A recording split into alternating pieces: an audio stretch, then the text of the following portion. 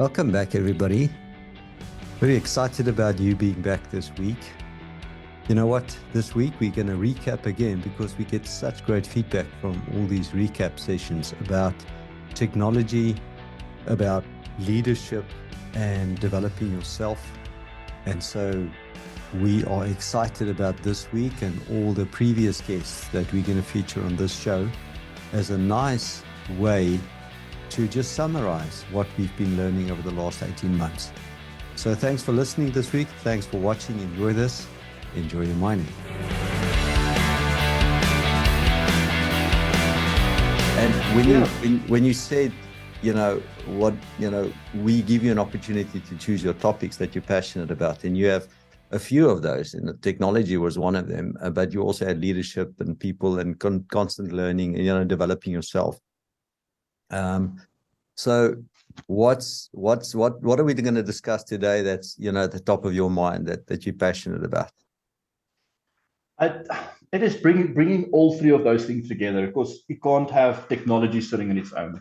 You can't have people sitting on their own, and all of that's going to be supported by a process.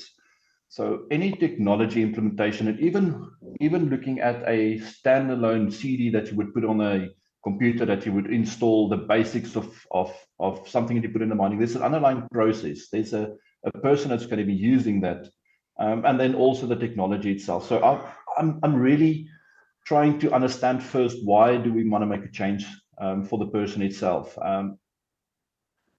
There is this inherent fear in mining, fear of change, for don't change what is working. So if we want to try and make real change within the mining environment, it is understanding that processes, understanding the people, what do they see in 6 months' time is going to affect their current role? Is it going to make it easier? And what is the long-term approach to any technology you want to put into mining? And I'm not talking just about software.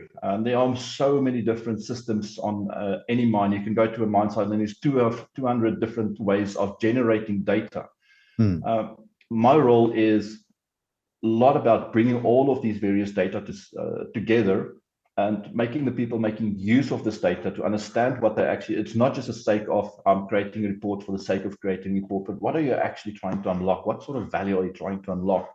And I think that is the biggest thing that I bring, in terms of, I believe in building a relationship with any client first and foremost, understanding the person. So going, like I said, going to a restaurant, having a meal with someone and talking about everything else but mining, see what drives them.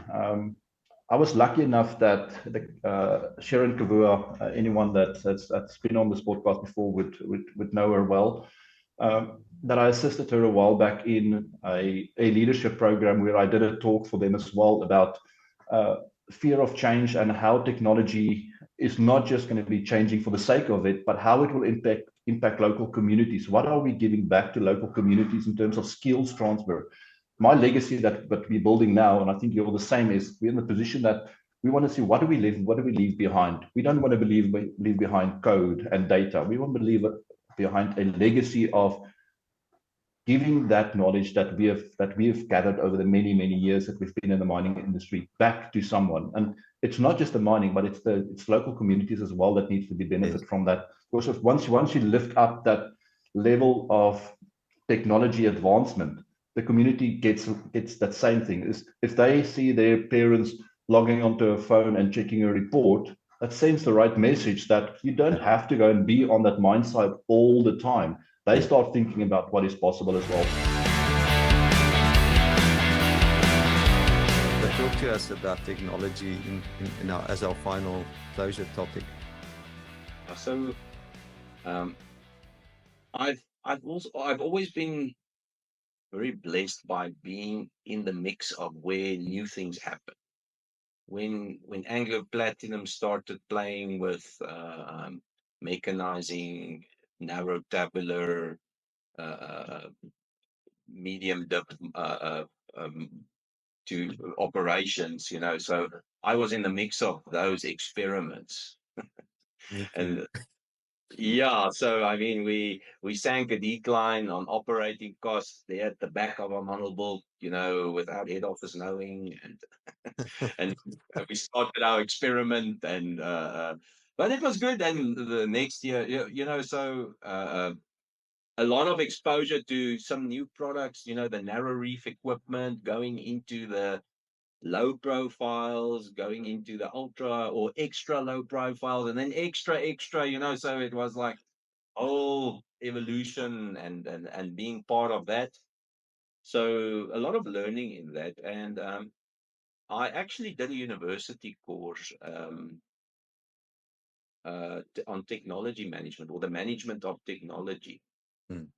And the S-curve principle of how technology develops, and then it's adopted, and then mainstream, and then it accelerates, and then it matures, and then there's a next S-curve of adoption, that of a replacement technology. Mm. But but technology, I think the understanding of what technology actually is, yes, it,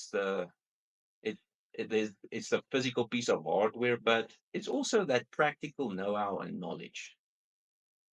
And for me, so without that, the piece of tech, let's call it that, means nothing. And I think that's a that's a big problem in the mining industry today.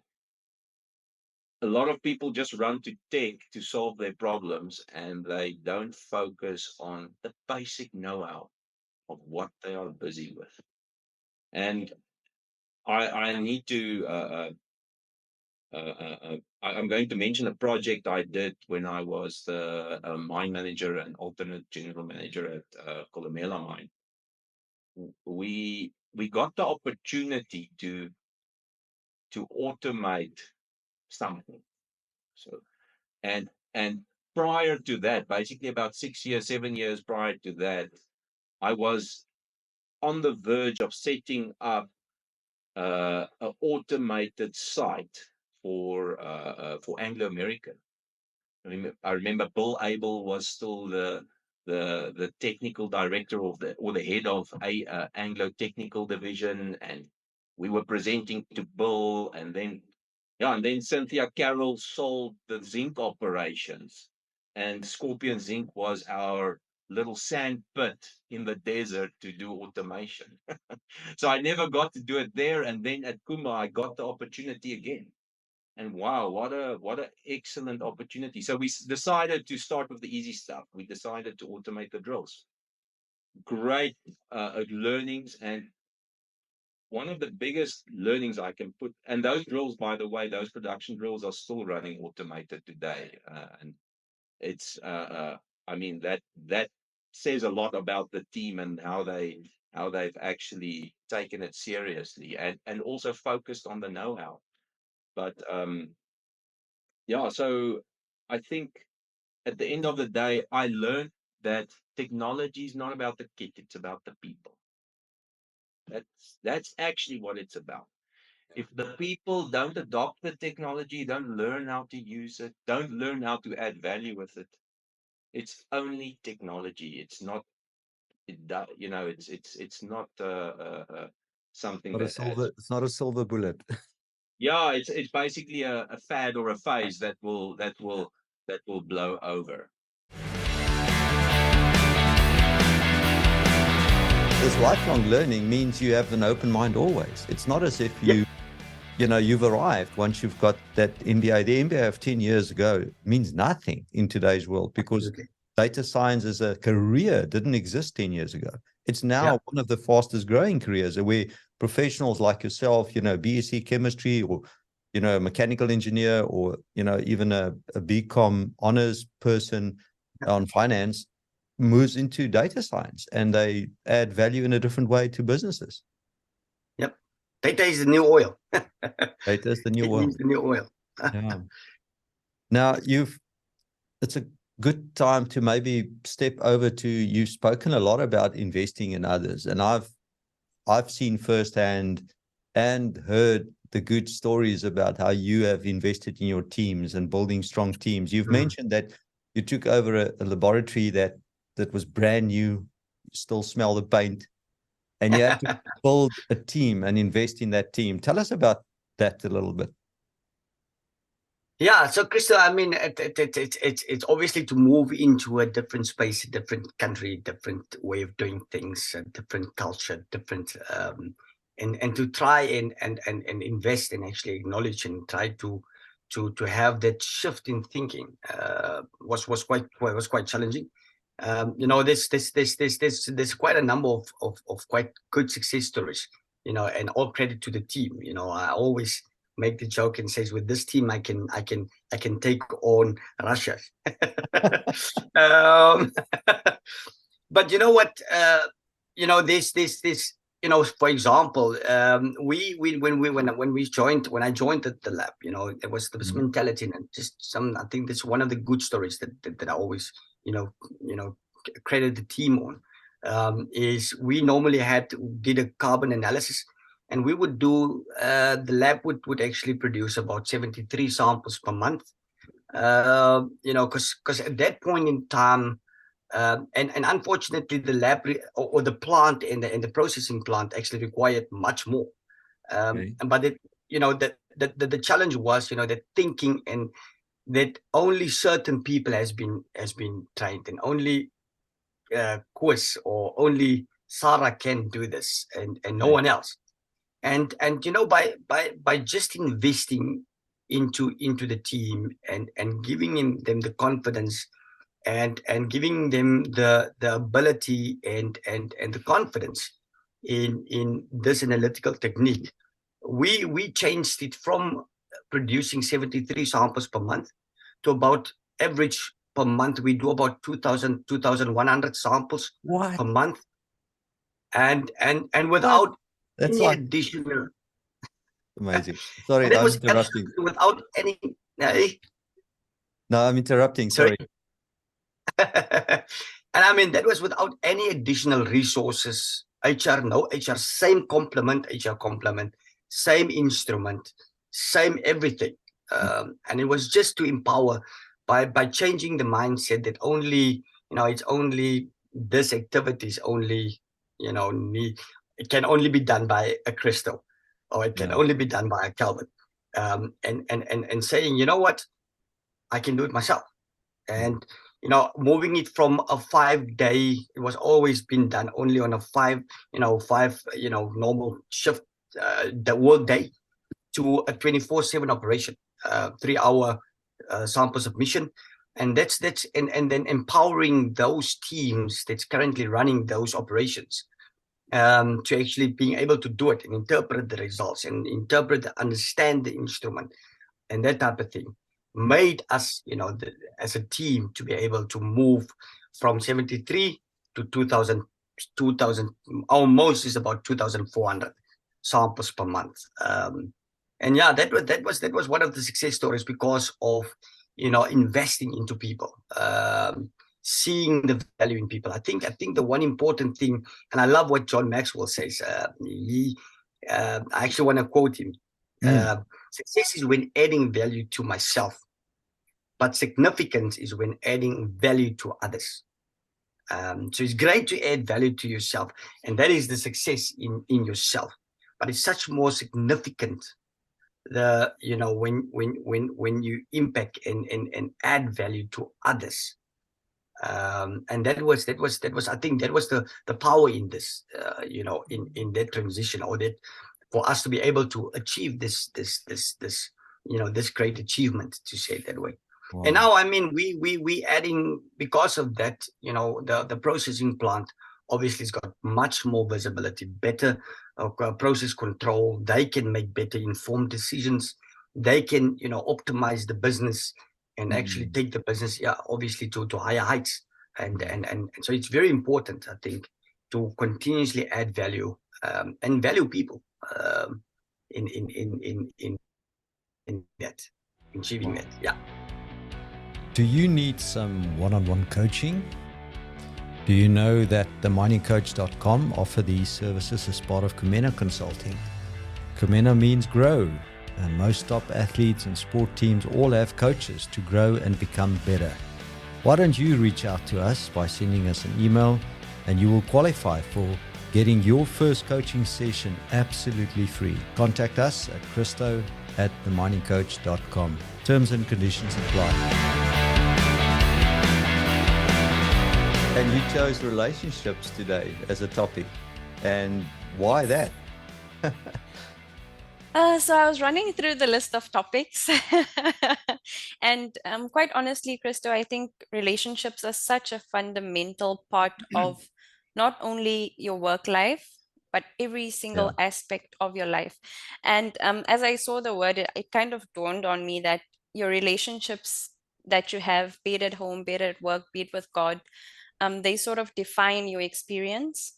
And like I said, I've had in my short-lived career, I've had quite a positive experience in the mining industry. And reflecting back on it, it wasn't necessarily that the work alone that I do on a daily basis that contributed to that, but it was the strong relationships I managed to form with my colleagues, with my co-workers, with everyone around me. And it sort of gives you that support system. And like I said, your relationship determines the quality of your life, in my opinion. The relationships you form, be it wherever in the workplace or at home. And so I thought it's quite an overarching topic, and it's quite broad, and it sort of laps into every single aspect of one's life. And if you get your relationships right, then I think you create a very happy and positive space for yourself at the end of the day.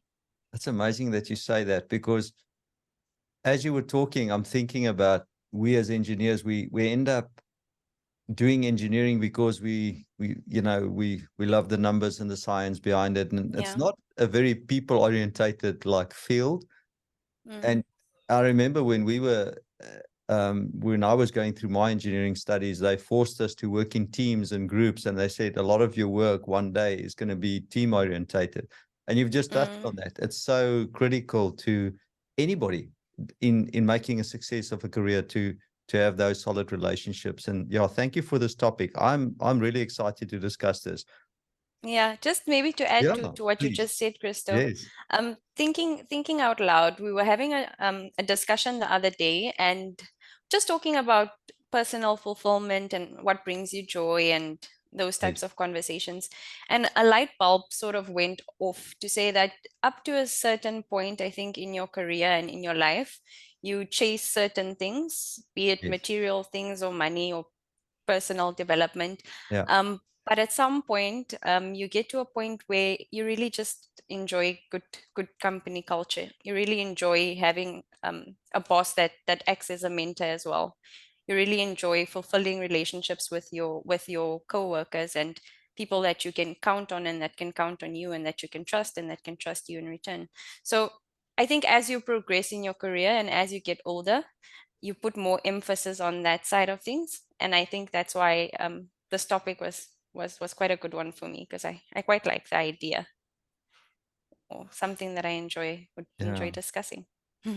And we spend so much of our time with people at work. I mean, it's not as if we spend all this time at home. We spend this time with colleagues every day. And if you don't have those solid relationships, and if you don't enjoy working with these people, it can become a difficult place.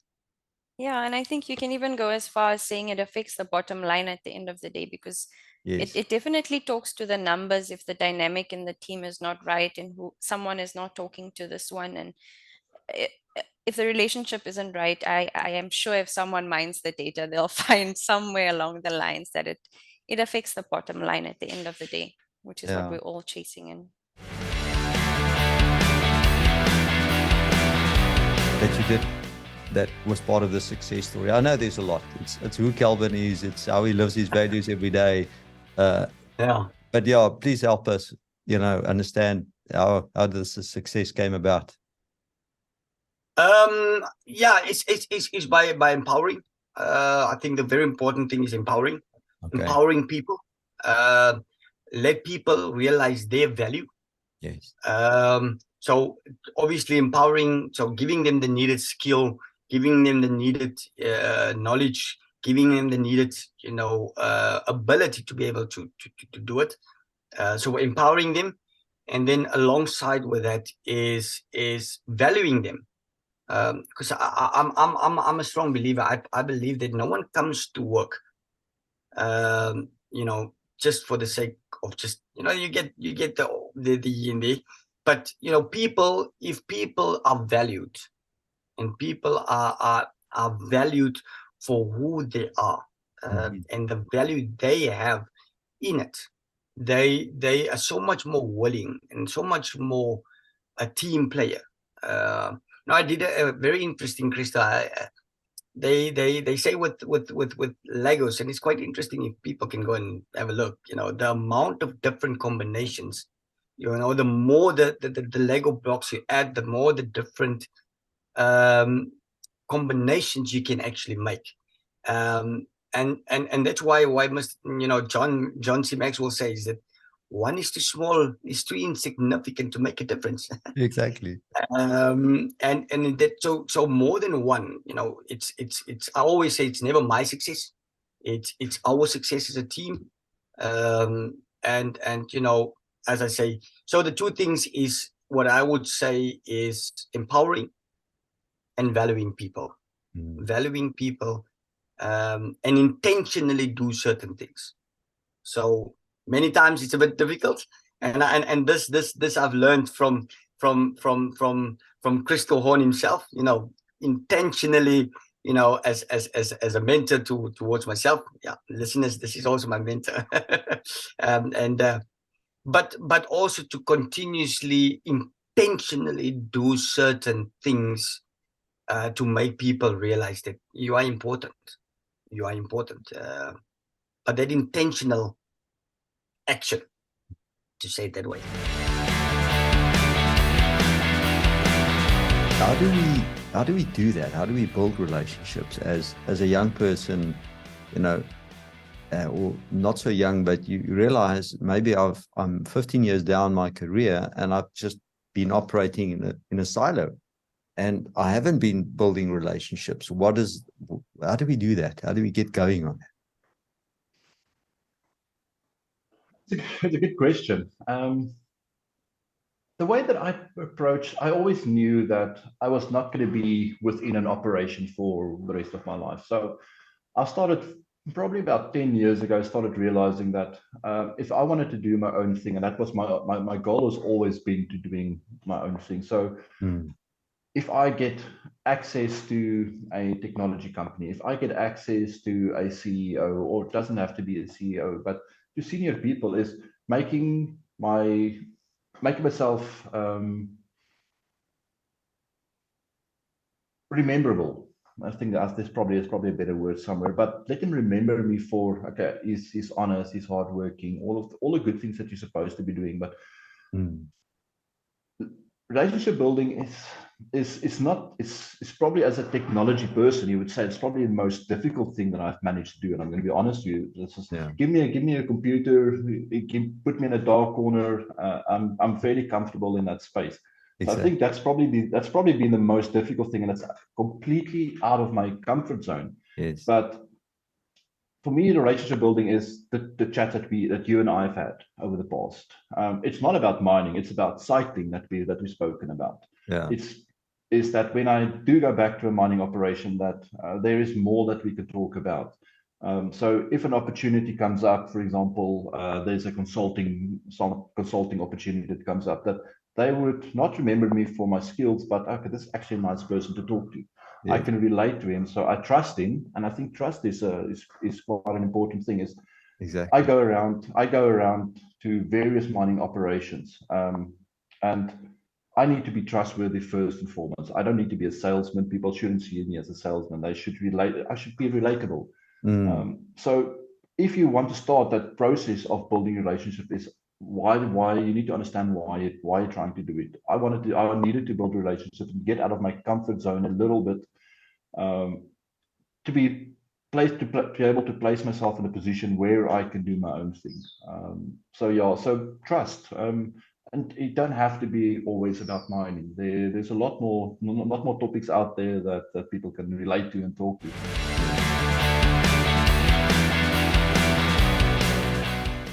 the other subject that you're super passionate about is also priorities. Talk to us about why priorities. In what context are you talking about here? Yeah, so I think it comes back to the subject of who you are versus what you are. And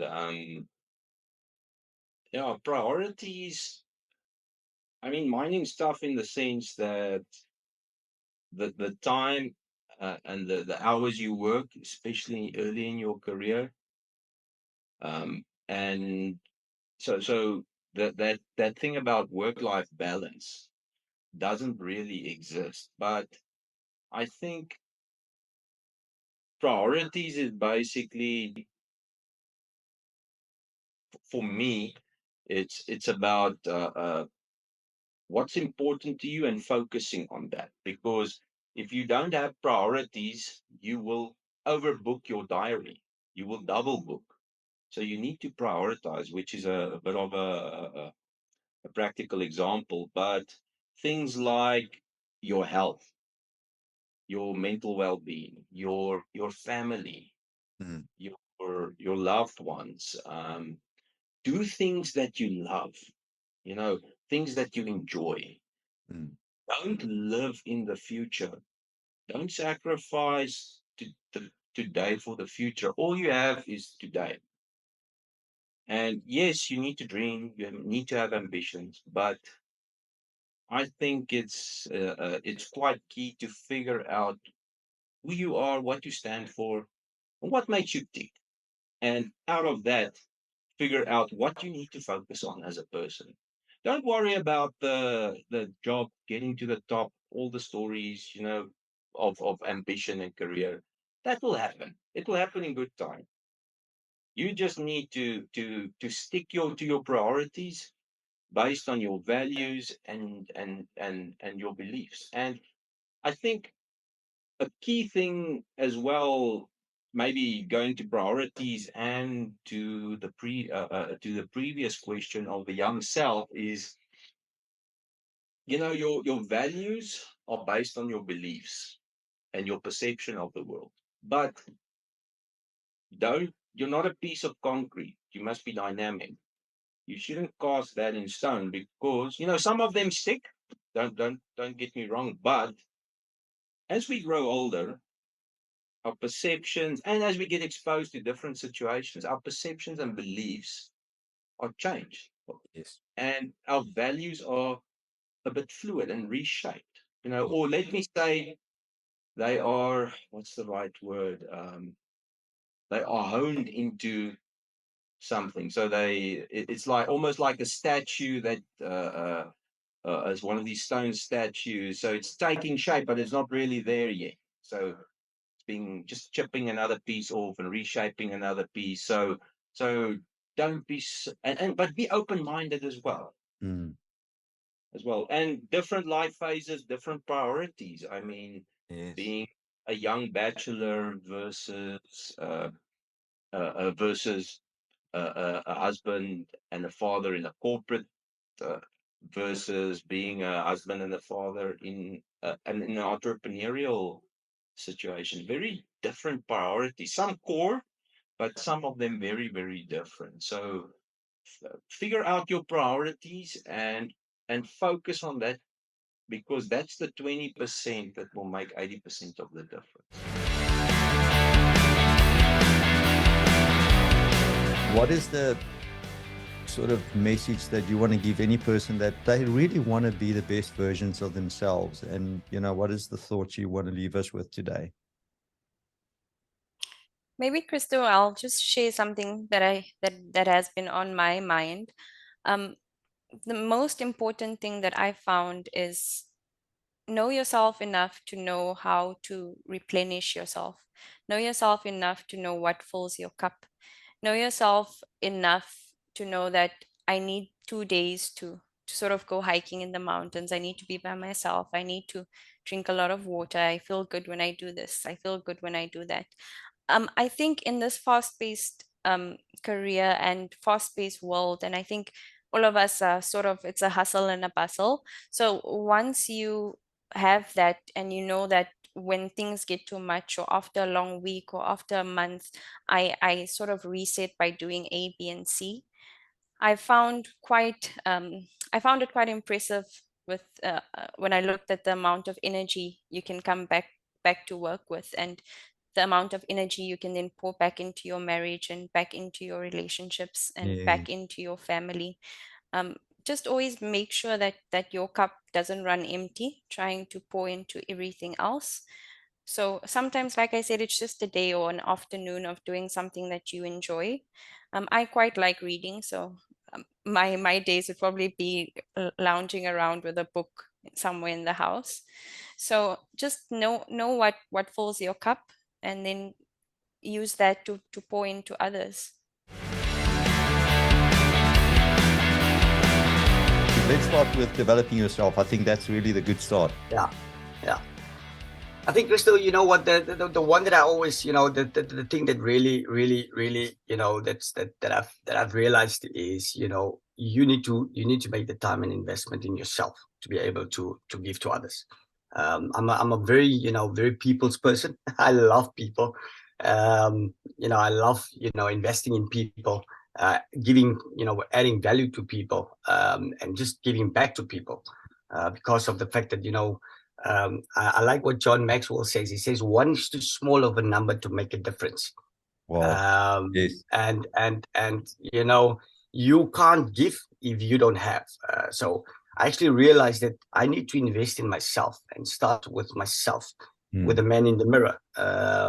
So with me investing in myself and growing myself, and through my career, I obviously didn't study, I actually went to varsity and dropped out, and then I had to do the long road, distance learning, that type of thing. So obviously that involves a lot of. It sounds very familiar. So that involves a lot of personal self investment in it, and actually taking the time and realizing that it's about the effort of today that actually gives the reward of the invested benefit thereof, and reaping the dividends, to say it that way. Yeah. So yes, so that's the reason why I chose this. I think it starts with me. It's unfortunate that that you can't give what you don't have, as I said. Okay. And so it starts with me. I need to be willing to invest in myself, and actually get that through to people. Yeah. The Mining Coach is part of Comena Consulting. If your company is in need of technical study support, due diligence studies, business improvement projects, or business and senior leadership coaching, why don't you contact us directly by clicking on the show notes and following the links that will connect you to us. Thank you for listening. Thank you for watching. Enjoy your mining. Cheers.